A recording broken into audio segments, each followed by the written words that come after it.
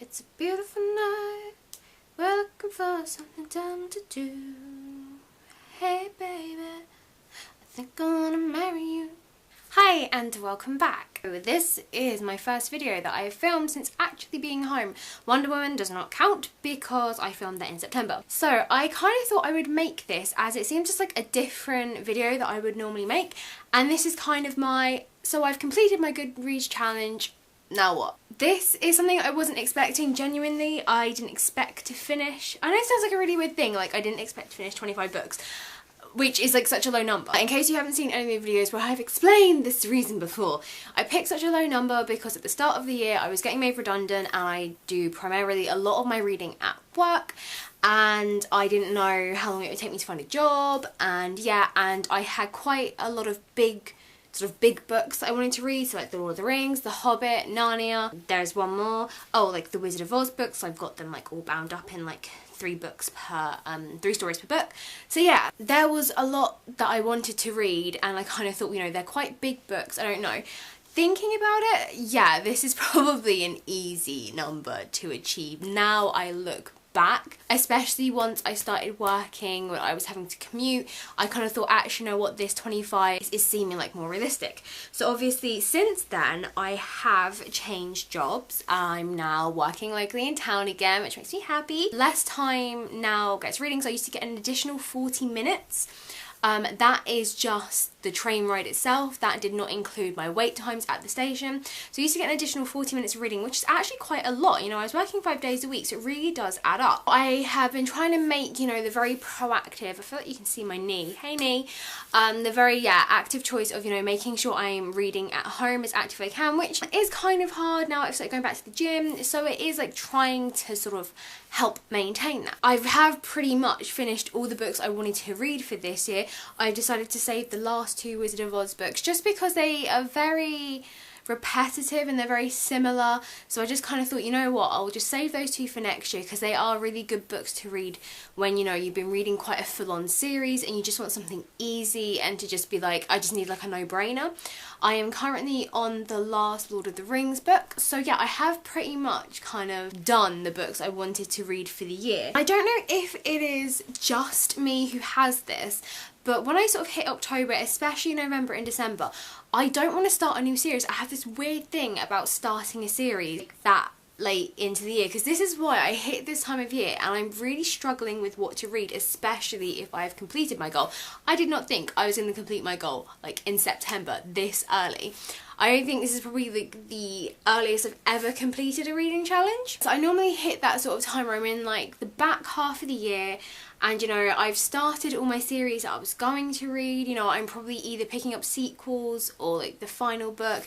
So I kind of hit that stage and I just feel like there aren't enough standalone books in the world for me to use as like fillers. I find books like that really great to try and break up reading series, so, you know, I can spread it out further across the year. Like now is a great time if I had a series, because a standalone, sorry, because I could just be like perfect. I actually kind of do have my December reads sort of picked out. It is my November reads which I'm really kind of struggling with. So if you have any suggestions that you can say, read this, like this, you really love this, like go ahead and read this, that would be really awesome, because I'm so stuck on what to read. I have been sort of looking at my shelves and I think November is going to be a random month. I think I'm just going to pick some books. If I can find some standalones, that'd be great, but I just kind of want to find books that have been sat on my shelf for the longest times and, you know, just think now is the time to read them because you're not going to pick them at any other time. So I have sort of started eyeballing a few books. Whilst I was on holiday, I read the first 2 books of the, I don't really know what this series is called. I had them down at one point as like the Insanity Chronicles or something. I might just look it up, but it is the Alice in Wonderland retelling by Cameron, Cameron Jace. I always get it confused if it's Jace Cameron or Cameron Jace. I always get it confused. I read the first 2 whilst I was on holiday. I actually really enjoyed them. They've been on my list. I think I bought the first one for free on Kindle, and I think when the second one got released, it was like I could get it like as like a pre-buy for like 99p or something. So I did that. Since then, because this was years ago, there's now 8 books in the series. I was like, great. But it kind of gives off the kind of vibe. I feel like I can pick into it like on and off. Like I don't feel like it's a series where I have to like really religiously be like, okay, one after the other. I sometimes get that with books. As you probably know, I feel the need to consume in a specific way. But they are actually quite good. I would recommend them. The first two so far have been under 300 words, so it's like pretty good. So they are quite easy to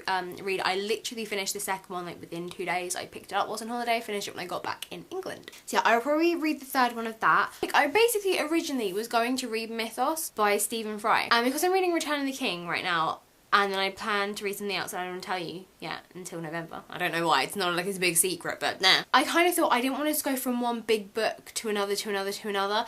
And also I'm kind of struggling with Return of the King. This is really, really annoying me.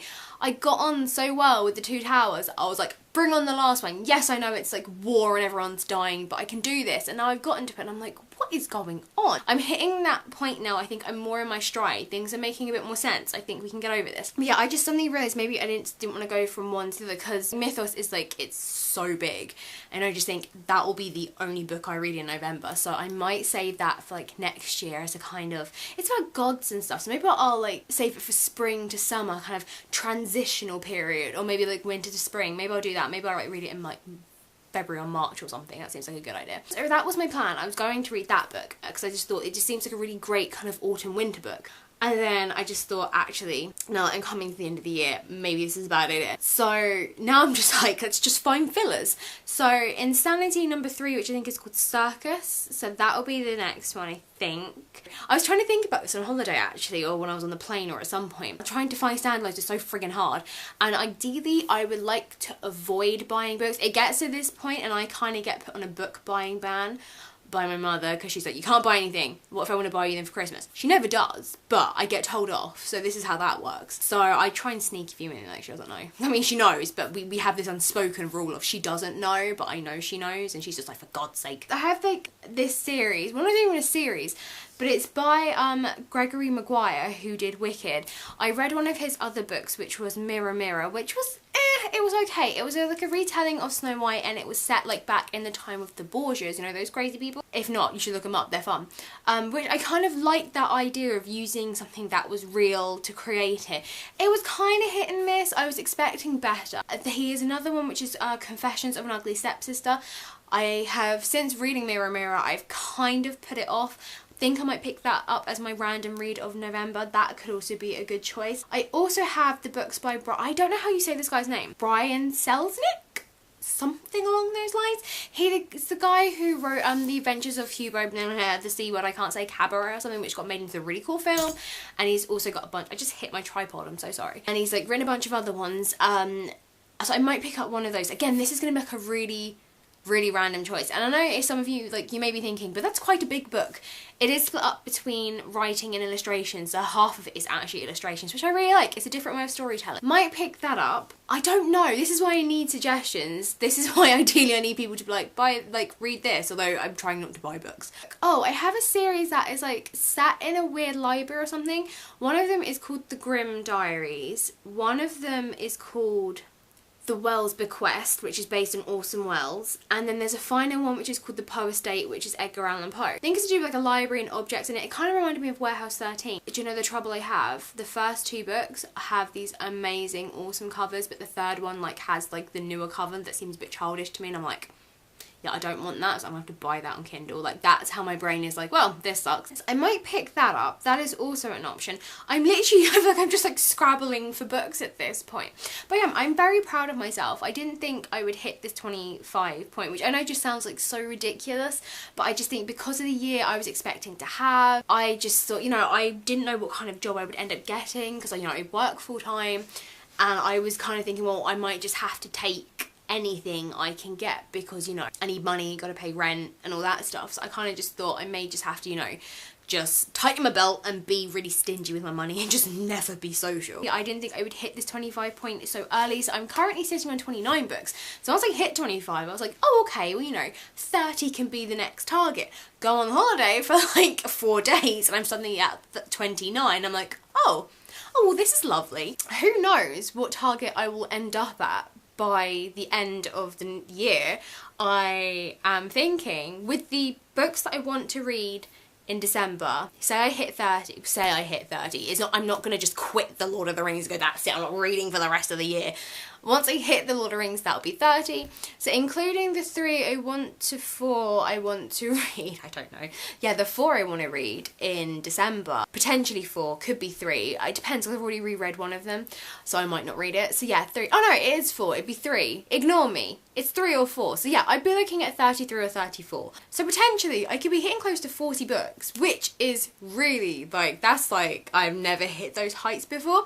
Honestly, I think my job or I commuted really helped with that in the space of time I worked there, which was 4 months. In the 4 months I worked there, I read 13 books. In the 3 months I've been at my newest job, I had only read, I think it was like 7 or 8. Wait, if I'd hit 13, 3, 4, I'd hit 8, because I was like, so basically in this next month I need to read like an additional 5 books. So yeah, that extra like 40 minutes commuting really actually helped. I was averaging an extra 5 books, sort of.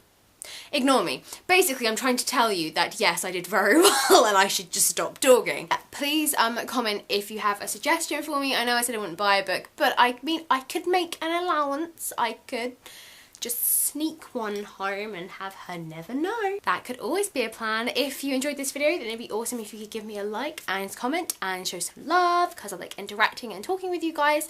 If you are new, then hello. I hope you liked this. I don't know what I'm doing with my voice, but please subscribe and join. First week back home from holiday, little bit tiring, did not go to the gym. Yeah, I did some yoga at home on Tuesday, got halfway through it and I was like, I want to die. It was really like hard. It was so hard. Starving for the first 2 days I was home. Oh my goodness, I miss just being able to walk into a room and there's a buffet or a snack bar and drinks. I miss drinks. But yeah, I really miss that wonderful luxury. Oh, I'm not cut out for the buffetless life. I tell you that now. I miss it so much. I just miss food. Speaking of, I'm gonna go like forage some lunch now. But yeah, have a lovely week ahead of you. I hope you had a great weekend. I'm going now. Goodbye.